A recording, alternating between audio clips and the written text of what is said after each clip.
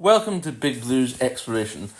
This video we're focusing on St Anton and Alberg, which is made up of 5 main resorts: St Christoph, Steuben, Lech, Zurs, but there's also Warf and Schrocken as well.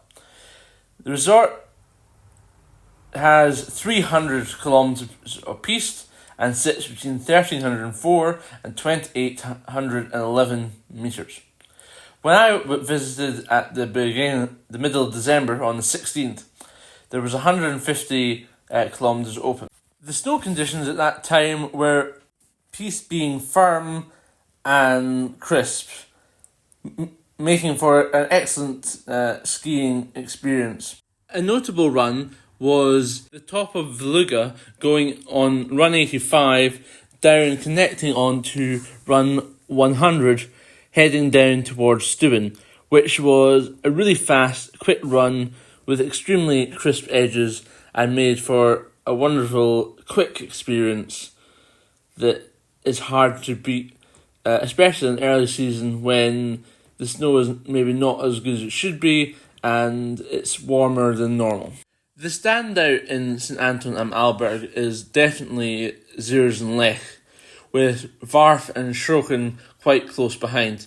Warf and Schrocken are interesting because they're made up of lots of narrow, sharp runs, which have obviously been made out of a rocky plateau rather than having forest or grassy area mixed together with some interesting up and down descents into the village. With Lech and Zurs, they're quite open. They've got a nice mix of some trees, skiing, as well as some open to at the top of the area, and the weird run from the top of Lech to Zurs is something to get used to. Yes, it's a really high ascent from the base, but it's icy and requires a second lift in order to get onto the piste to continue skiing down.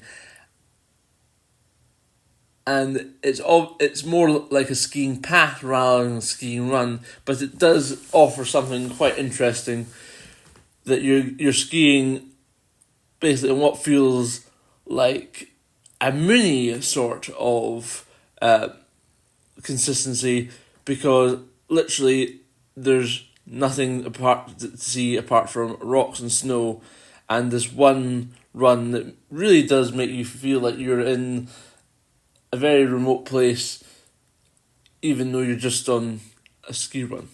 Overall, as a resort, I would give St Anton about an 8, rising to 8.2 due to the variety of hotel options that were available. I stayed in the hotel Mussencruise, which ended up being a hotel that Crystal Ski Holidays use. The food at the hotel was excellent. The people at the hotel were also excellent. And for that bit alone, I would give them a 9 out of 10.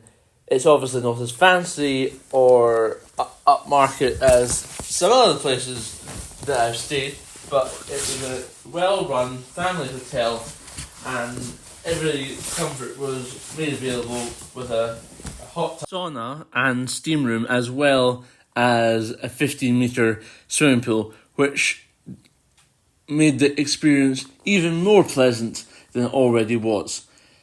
At the main cable car embarkation point at St Anton, there's also another cable car called the Rendelbahn, which offers about 5 or 6 runs at the top of its own little mountain. The run from top to bottom there is excellent, but you need to remember to take a bit of speed at the bottom, otherwise you will have to push yourself on your skis for quite a while. Video is shown of Rendel. The day I was up Rendel, it was pretty cloudy and overcast, but because of that, it was quiet. Now, moving on to transport options. There are multiple options, including bus, car, and train. The train has more than 10 departures each day from as far away as Graz in Germany, going to Zurich, meaning the access is quite good. And again, it's only a few hours from Zurich by car and a few hours from Innsbruck also by car. But now we move on to the criticisms. I was shocked and amazed about how woeful the safety seemed to be at St Anton. I felt that there were significantly less members of ski patrol, especially visible ski patrol, on the mountain. And on the days where it was really foggy and misty like it was on my last day, I was expected to see many more patrols than I did, especially on some of the runs like 54 in St Anton, where there is quite a drop and about a few hundred feet without any markings on the edge to show that the run was a possibility of falling, which I encountered in having to help a skier who had fallen 10 metres down the run. Actually, run number 56. So I'm very disappointed to see such an esteemed mountain would have such disregard for obvious improvements to their safety.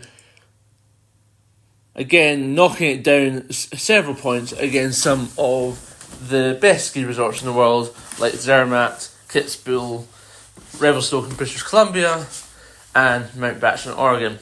I will be writing to them in the near future to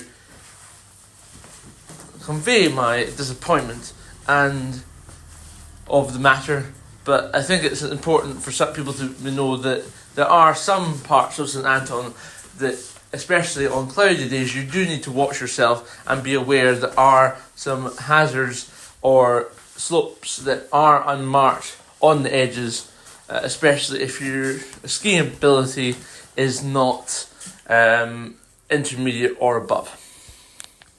Thank you very much for listening, ladies and gentlemen. Please like and subscribe to the video and stay tuned for the next adventure, which is going to the Jungfrau in Switzerland.